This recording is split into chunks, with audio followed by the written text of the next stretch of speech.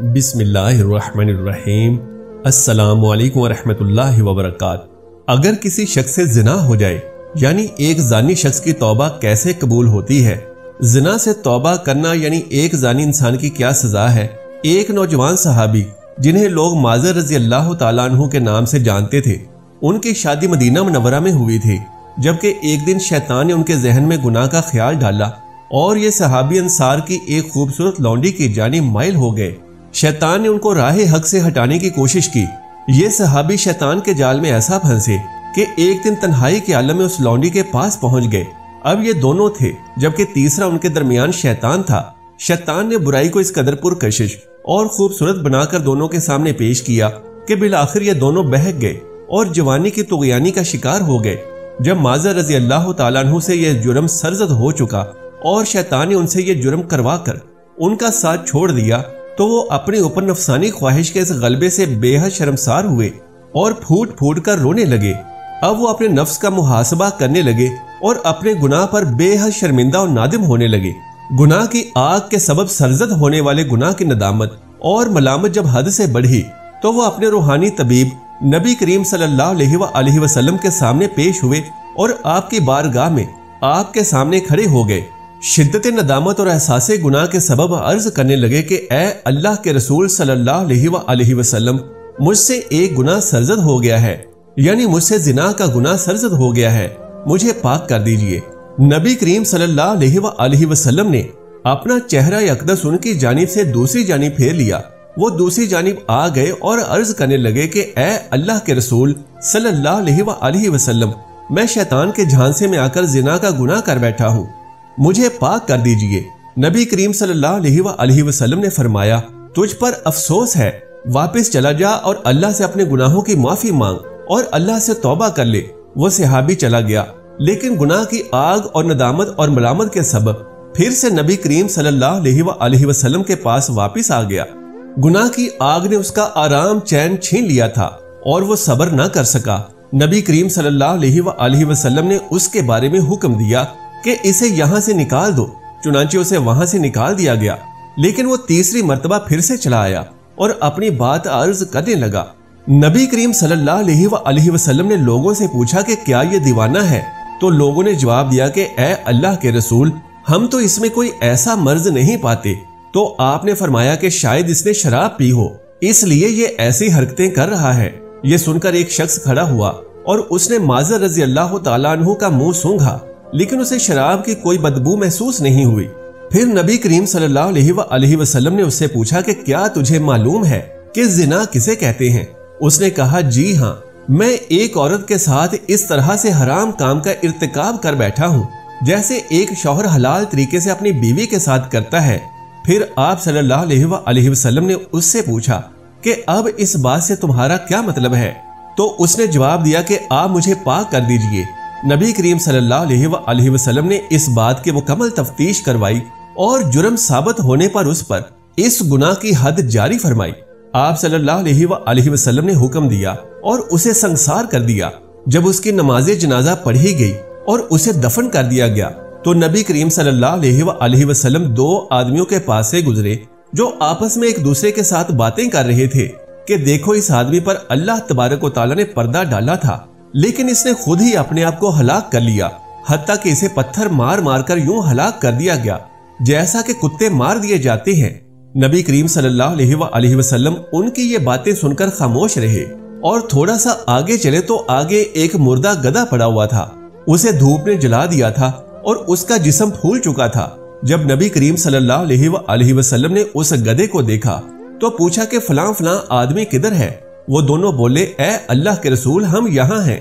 आप सल्लल्लाहु अलैहि वसल्लम ने फरमाया कि नीचे उतरो और इस गधे का गोश्त खाओ। वो दोनों हैरान होकर बोले कि ए अल्लाह के नबी, भला इसे कौन खा सकता है? फिर आप सल्लल्लाहु अलैहि वसल्लम ने इरशाद फरमाया कि अभी अभी तुम दोनों अपने भाई की इज्जत पामाल कर रहे थे, तो वो इस गधे का गोश्त खाने से भी बदतर है। और फिर आप सल्लल्लाहु अलैहि वसल्लम ने इरशाद फरमाया कि माज़र रज़ी अल्लाह तआला अन्हु ने ऐसी सच्ची तौबा की है कि अगर ये तौबा उम्मत के दरमियान तकसीम कर दी जाए तो ये उनके लिए काफी हो जाएगी। मुझे उस जात की कसम जिसके हाथ में मेरी जान है, वो इस वक्त जन्नत की नहरों में गोते लगा रहे हैं। सुभान अल्लाह। प्यारे नाजरीन, आइए अल्लाह के हुजूर मिलकर एक दुआ करें। ऐ अल्लाह, जो गुनाह हमसे आफियत देने के बावजूद आफियत में धोखा खाकर सरजद हो जाए, या तेरी नेमत को गलत और नाजायज इस्तेमाल किया हो, या आपके रिस्क की वसअत की वजह से गुनाहों में मुब्तला हो गया हो, या अमल जो तेरी रजा की खातिर कर रहा था लेकिन नफ्स की शहवत की वजह से वो तेरी रजा से निकल गया हो, तो ऐ अल्लाह अज़्ज़ा वजल इसकी मुआफ़ी अता फरमा दे। ऐ अल्लाह पाक, कोई गुनाह था जो मैंने रुखसत समझकर कर लिया, जो हराम था जिसको हलाल समझकर कर लिया हो, तो उस गुनाह को भी मुआफ़ फरमा दीजिए। ऐ अल्लाह पाक, बहुत से गुनाह आपकी मखलूक से छुपा कर लिए, लेकिन आपसे कहाँ छुपा सकता हूँ।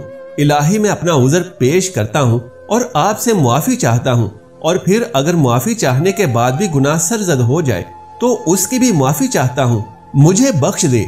ऐ अल्लाह पाक, जिस गुनाह की जानी मेरे पाँव चल कर गए हों और जिस गुनाह की जानी मेरे हाथ बढ़े हों, मेरी निगाहों ने कुछ भी ऐसा वैसा देखा हो, जुबान से गुनाह हुए हों, आपका रिस्क बेजा बर्बाद किया हो, लेकिन आपने बावजूद मेरे गुनाहों के अपना रिस्क मुझसे नहीं रोका और बार बार अता किया, और मैंने फिर तेरी इस अता को तेरी नाफरमानी में लगाया। अपनी तमाम तर नाफरमानियों के बावजूद मैंने तुझसे और ज्यादा रिस्क मांगा और तूने मुझे और ज्यादा रिस्क अता फरमाया। मैंने अपने गुनाहों का ऐलान किया, लेकिन आपने मुझे रुसवा ना होने दिया। मैं गुनाहों पर इसरार करता रहा, लेकिन आप बराबर इल्म फरमाते रहे।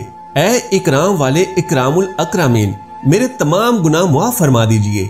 ऐ अल्लाह पाक, जिस गुनाह के सगीरा होने से अजाब आए और जिस गुनाह के कबीरा होने से अजाब ज्यादा हो जाए और इनके वबाल में इब्तला हो जाए और इन पर इसरार करने से नेमत जायल हो जाए, तो मेरे ऐसे तमाम गुनाह मुआफ फरमा दीजिए। ऐ अल्लाह पाक, अगर मैंने तेरी मखलूक पर किसी भी किस्म का जुल्म किया, या तेरे दोस्तों के खिलाफ चला हूँ, या तेरे दुश्मनों की इमदाद की हो, अहले इताअत के मुखालिफ अहले मासियत से जा मिला हूँ और उनका साथ दिया हो, ऐ पाक परवरदिगार, मेरे ऐसे तमाम गुनाहों को मुआफ फरमा दे। या रब्बे जुल जलाल, जिन गुनाहों के सबब जिल्लत और शियारी में आ गया हूँ, या तेरी रहमत ही से नाउम्मीद हो गया हूँ, या अतात की तरफ आने से गुरेज करता रहा हूँ और अपने गुनाहों को बड़ा समझकर अपनी नाकस अकल में नाउम्मीदी पैदा कर ली हो, तो मेरे ऐसे तमाम गुनाहों को मुआफ फरमा दीजिए। ऐ पाक परवरदिगार, दिन की रोशनी में तेरे बंदों से छुपकर रात के अंधेरे में तेरा हुक्म तोड़ा तो ये सिर्फ मेरी नादानी ही थी, क्योंकि मैं ये जानता हूँ कि आपके नजदीक हर पोशीदा जाहिद है और आप जो भी चाहें वो कर सकते हैं, क्योंकि आपके यहाँ सिवाय आपकी रहमत के ना तो कोई माल काम आएगा और ना ही औलाद काम आएगी। ऐ मेरे पाक परवरदिगार, मुझे कल्बे सलीम अता फरमा और मुझे मुआफ फरमा। ऐ अल्लाह, आपने कल्ब को पाक किया, लेकिन मैंने अपने गुनाहों के सबब इसे नापाक कर लिया। आपने मेरा पर्दा रखा और मैंने खुद इसको चाक कर दिया, अपने बुरे इखलाक को मुज़य्यन किया और नेक बना रहा।